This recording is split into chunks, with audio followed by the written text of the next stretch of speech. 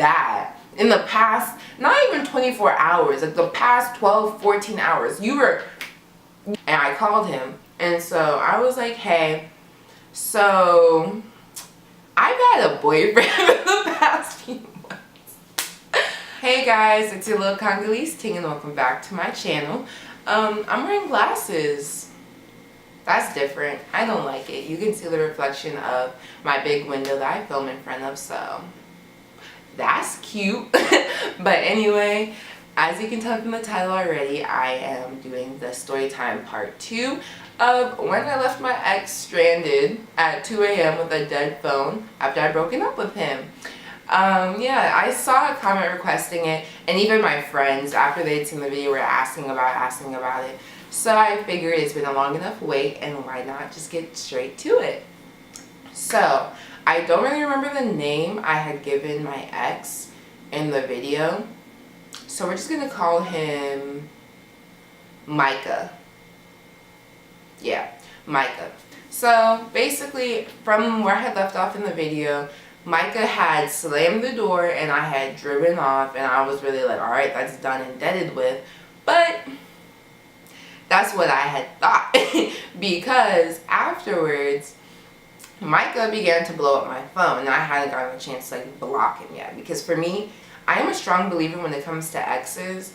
Like, once we've broken up, unless you were my best friend for a long time leading up to it and we had a great relationship or whatever, but just for whatever reason we didn't work out as like partners, then you need to be blocked. You don't need to be in my life at all, period. So I had gotten to the chance yet to block him because I did not want him or anything he had associated with him to do with me. So, but he was blowing up my phone and I wasn't answering because like I've wasted enough of my time with you. Like, don't talk to me. And I felt like, okay, if you're calling me after I broke up with you and I left you stranded, you're just calling me to cuss me out, and I'm not gonna handle that. So I was really just like I just wasn't about to deal with this, so I just didn't answer. But then he started texting me talking about some like, I left my wallet in your car, and then a bunch of other random numbers were calling me. Like, I peeped, he had called me off of like his cousin's phone at one point. I knew what it was. I had that number saved, so I was gonna answer. And then a bunch of other random numbers were blowing me up, and I was like, well, no one's gonna be calling me at 3 a.m. unless it's you using other people's phones, so I'm still not answering. But he had started texting me because he peeped, like, or at least he figured out, duh, I'm not gonna answer your phone calls. And so he texted me talking about some, I left my wallet in your car, like, come back, I need it, And I was like, there's no wallet in my car. I told you, like, when I had broken up with him, I made sure, like, I looked around, I wanted to make sure he got all of his junk out of my car. Like, I did not want to have to make no other second trips, nothing. I wanted none of that. So I thought he had grabbed everything, but I guess he didn't grab his wallet, which I thought would be the first thing you grab, but whatever. So I looked while I was driving, but like, you know, you can't really look while you're driving. But I was like, you know, like turning my head side to side, like trying to peep. I didn't see it. And at this point, like he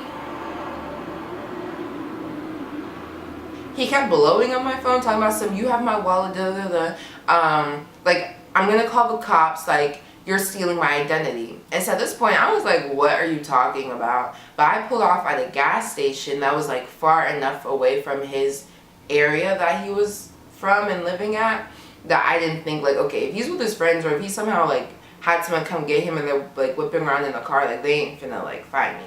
So I pulled off to a gas station. I was closer towards where I lived, and keep in mind, he didn't even know where I lived. Like, probably didn't know my full name. Like, I knew more about him than he knew about me. But I mean, that's also how I like to keep it, because I knew I was about to break up with him, so I didn't even know all my information. But so I was at the gas station and I was like looking through my car, and then I had found his wallet on like the pocket slash like you know when things fall on the driver's side towards the door and it's not like right in between the door and the seat but kind of slips under it. That's where I had found his wallet. So I was like, well, I have his wallet.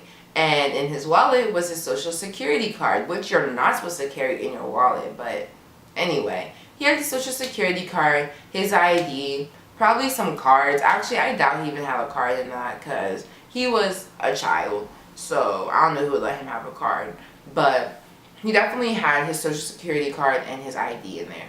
And so he was texting me talking about he just kept texting me threatening, like, I'm going to call the cops on you, you're stealing my identity, this, that, and the third. Me, I was like, I didn't know that much about, I don't know. I was still in high school myself, so I don't want to say that, like, I didn't know how things worked, but at the same time, I really didn't. And for me, it was like, I was still high off of an adrenaline rush of, like, that was the first time I'd broken up with somebody. And when I say broken up, I mean broken up. Like, I've had my little instances of being like, oh, like, we can't, this won't work right here. And, like, it was, like, a mutual thing. Nah. Broke up. That was the first time I really, like, broke up with somebody. And it was heated. It was a lot. So, like, I was going off an adrenaline rush. And, like, having to have, like, a whole yell-off conversation type thing happen. So I was like, well, what if he does call the cops? I do have his ID, like, and I'm not about to turn around and return it to him right now because he was just yelling in my face, like, what do I do? And the only thing I could think to do was call my brothers. So I have 2 older brothers, and my oldest brother, he's like, I don't know. One of my brothers, he reacts more. He's more reactive, kind of like, I don't know, like, I just think of, like, combustion, like, something happens and boom, like, you take a flame to it, boom, explosion. And then my other brother, he's more like, he gets heated, but he's gonna go through things in a logical / legal process where it's like, like, he tries to think things through where it makes you the least guilty or, like, the least in some form of, like, wrong. So I talked to him first, and I called him, and so I was like, hey, so I've had a boyfriend in the past few months, and I didn't tell nobody in my family. So, I mean, okay, maybe not months, but like a month and a half, basically. I was like, hey, I've had a boyfriend since like mid-June, and I just broke up with him, and it went very, very bad. And now I have his ID and his wallet, and it has a social security card in it, and he's threatening me, talking about he's gonna steal that I'm stealing his identity. And basically I was catching him up, and he was like, first of all, what the fuck, Destiny, why didn't you tell us? But I mean, I did not think this relationship was gonna be nothing deep. Like, I was really just like dating for the entertainment, like something to keep me busy during the summer. I really did not foresee it going anywhere further. I knew I was gonna break up with him after being together with him for like a week. Like, I didn't think it would turn into something like this. I just thought it was gonna be something that kind of like passes, like a storm, it just passes. But I hadn't known. I had to find out over the phone that my brother wasn't even in town. My brother, he was actually in Miami. So I didn't even know he left the damn state. And he was like, well, talk to our other brother. He was like, I'm gonna figure something out, but talk to our other brother. So I talked to my other brother, and he was also like, what the fuck, Destiny, but also just come to my house. So I went to his house, and basically I had to catch him up on everything, and I told him, like, I have his wallet, and he was like, okay, well, just text him and say, like, my brother is going to, like, drop off your wallet. And me, I did not want to deal with it or whatever, but I was like, okay, fine. So all I had responded to during that whole entire time was, my brother's dropping off your wallet in your mailbox. And so my brother, though, when I had told him, he was silent. He did not talk. Like, I was just telling him everything, and like, it was scary because he wasn't responding to me whatsoever. He was just kind of like, and he was like, alright, where's his wallet? I'm gonna go take it. Do you know his address? I'm taking Jack. And that's his dog. And so me, I was just like, fuck, like, Destiny. But, and it was late. Like I already told you, I left him stranded in the park at some 1 a.m. type of time. And my brother had work the next day. Like, pretty sure this happened either in the middle of a weekday or on a Sunday night. He had work the next day. But my brother, being the G that he is and the best person ever, he took the wallet and he drove off in his Mustang. He didn't say much to me, but like I could just tell he was enraged. Like it was one of those silent angers you just know not to poke at and just say your information and let them do what they need to do. So he took his big Great Dane. Who knows what else he had with him? That's all I'm gonna say. I'm not gonna get too specific, but who knows what else he brought with him? And he drove to his house and he dropped off the wallet. And so while my brother was doing that, I had stayed at his house and I had passed out in his bed. So basically, time went by. I woke up in the morning. My brother wasn't there, and I realized like, oh, it's like 10 or something. So he had gone to work.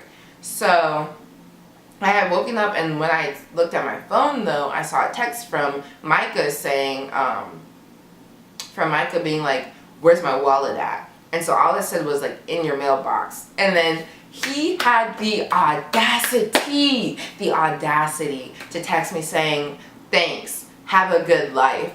Huh? Like, how are you going to do all that in the past, not even 24 hours, like the past 12, 14 hours? You were on that mess, and now you're texting me talking about some have a good life. Miss me with that. I didn't respond. I had nothing good to say. So all I did was go over, click his name, more, block this caller. Done. Deleted the messages, did that to anybody I had met through him, Instagram, Snapchat, phone numbers, anybody who I had met through him, blocked out of my life. Yeah. And then I later was like talking with my brother that day. I don't know how we ended up meeting back up. But I was in the car with my brother and he was just talking to me, basically being like, yeah, I was seeing in red. He was like, I literally didn't have anything to say. All I knew was I was angry and I couldn't see. Like, I literally couldn't see. Everything was just red. And I was hot and mad. And he was like, I was really just thinking, God forbid, like I see this kid while I'm dropping off his wallet because I don't know how I'm going to react.